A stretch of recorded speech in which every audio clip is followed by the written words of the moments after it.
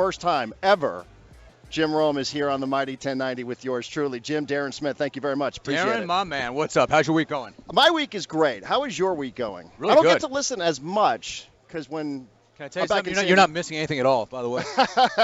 yeah, I've seen your guest list. I think we're missing a lot. Well, yeah, you're missing some good guests. Not any good hosting, but you're missing some good guests. But yeah, it's you know how it is. I mean, you get out, we do the same thing every single day in studio, and you want to do as well as you possibly can. But when you get out, there's a different buzz, there's a different energy. You get access to guests that ordinarily you might not get.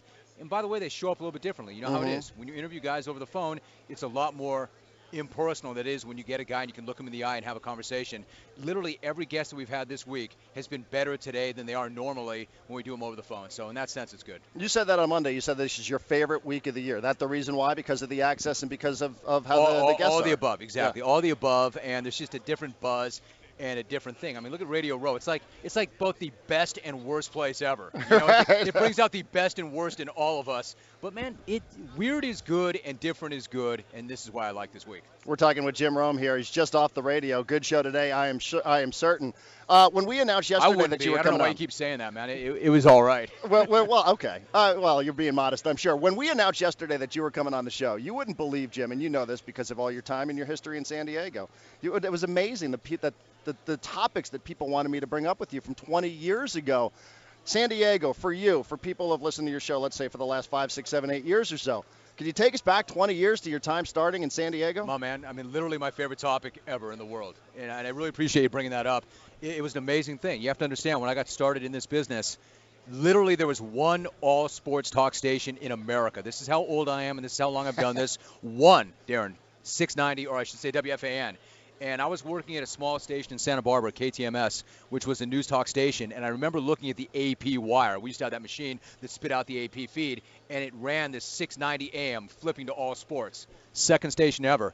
And I just got it in my head, I'm going to work there. That's the only thing in my life that matters. I got to find a way down there. And at that point, they had some sports. You know, Hacksaw was on that station. They had the Chargers.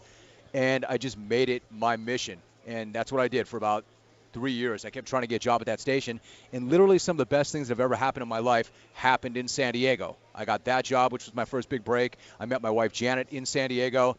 People think this is crazy, but the Del Mar racetrack has provided me some of my greatest thrills. So I am a huge, huge fan of San Diego, and I know where I got my start. And those were some of the best days of my entire life. Doing what? Because people will hear you now, and they know you've built this national empire. It's a national radio show. But doing local radio, somebody brought up to me, asked Jim if he remembers the Daily Planet, broadcasting from different bars and restaurants in Pacific Beach. What they used to do, exactly. What they used to do was, when we first got there, you know, they would march you up and down the street, and we would do remotes. Right. I never knew where it would be. And when I first got there, we would do 4 or 5 of these things a week. But I was pumped, man. That was the big time. That was a 50,000-watt blowtorch, and you do what they tell you to do. Inevitably, I would say to a sales rep, is that a nice place? And she'd be like, oh, it's incredible. You would not believe this sports bar. I'd go there and do it, and I'd come back. I'm like, I almost got stabbed. What do you mean that's a nice? If you've even been there, what do you mean that was a nice place? But you do those things on the way up, and you get out and you hump it and you sell it, and you get to see the people. Like, I'll never forget the first time I took the show out.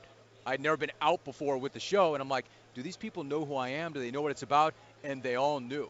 They all knew. I mean, not to be like really weird about it, but I remember one morning I was going to my Scrub Saturday show. That's how I got my big break, hosting the Saturday show. I drove into the station, and I saw Rubio's, and on the marquee it said, Romy Rules.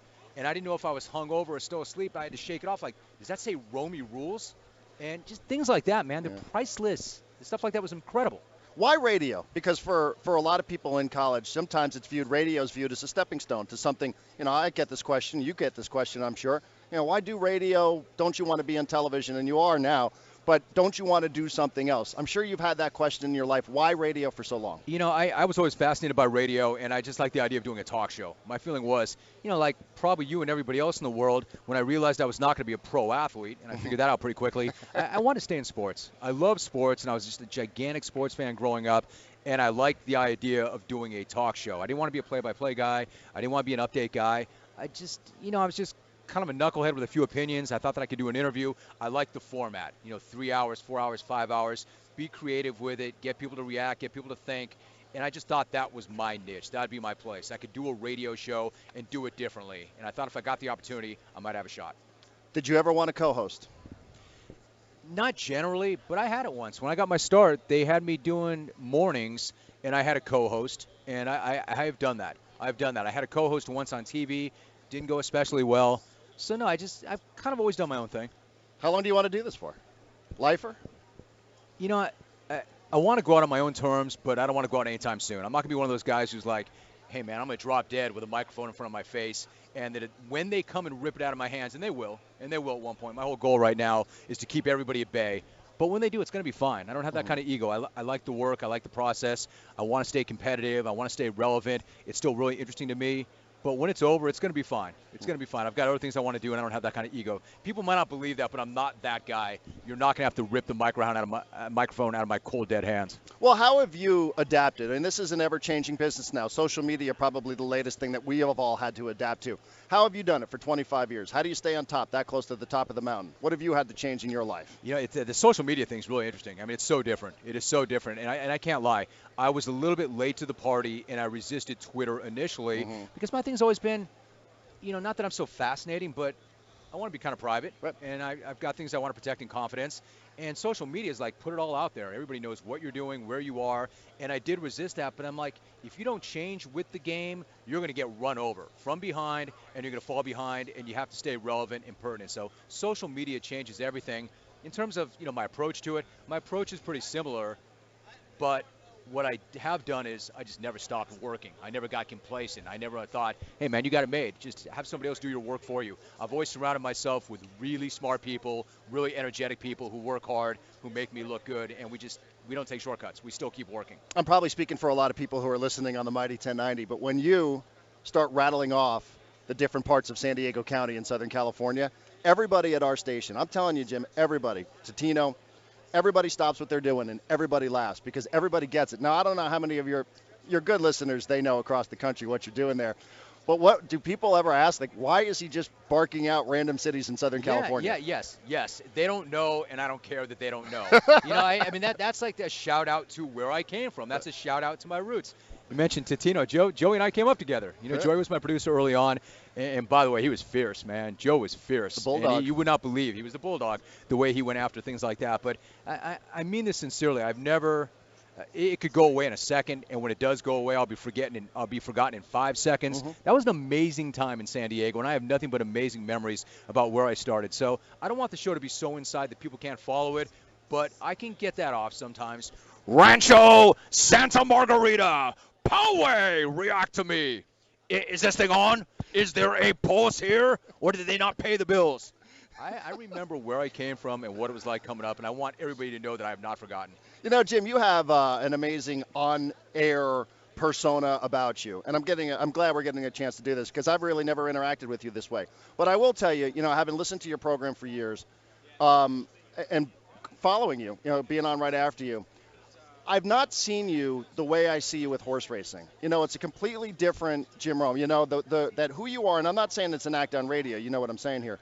But the way you are with horse racing, especially shared belief, misdirection, I mean, it's really been interesting to watch you fall in love with that sport. And then to talk about it, you can hear it. It's just a different tone when you're on the air and when you're interviewed on television. I think it's very astute. I appreciate you saying that. You know, I think in the job that you and I do, and especially as a syndicated host, I need to be impartial. I need to be objective. I still get the question all the time, who's your favorite team? Who do you want to win? And I answer this the same way every single time. I don't care who wins and loses. I stopped doing this a long time ago. I don't wear jerseys anymore. I only root for one thing, content. Something to talk about, something for me to get off on the radio. I am team content, so I do not root, and I try to stay impartial and neutral. Well, Jim, appreciate it. Thank you so much for stopping by. I'm really glad that we had a chance to do this. I wanted to do it for years. We should have done it sooner. I'm glad we could come together, and I really appreciate you having me on the program. Do you listen to Sports Talk Radio? You know, I do. I'm not obsessed because I try to find that balance. But look, man, if you're not paying attention to what everybody's doing, then you're not doing your job. So the answer is yes. Well, good. If you could curse on the radio, would you do it? You know, no. And I'll tell you why. And I do off the air. And believe me, I've dropped a few F-bombs on my Showtime television program. And I remember when I got that show, people were like, good. Now you can do the things that you can't do on radio. It's going to be so liberating for you. But the fact of the matter is I don't feel like there's anything that I want to do on radio that I don't do. And if you've noticed, I've done this now 20-plus years. I've never cursed on the radio. I'm not that guy who's like got to check himself always. So the answer is no. I don't need to. Right. I'll just wait for my TV show and then I'll do it there. Subtlety and nuance is what radio's all about. Yeah. You know, so if we were ever given that opportunity, if the FCC all of a sudden said, you guys can do whatever you want to do now and drop whatever you want to drop, I honestly don't know that I do it. There's no danger of that. Did it feel weird when you did it on Showtime because you made a career out of not doing that? Yeah, a little weird. You just want to make sure you're not gratuitous about it. Right. I mean, if I do it, there's some words that are perfect words to describe something that you cannot say on the radio. I'll use it then, or I'll do it in a quote.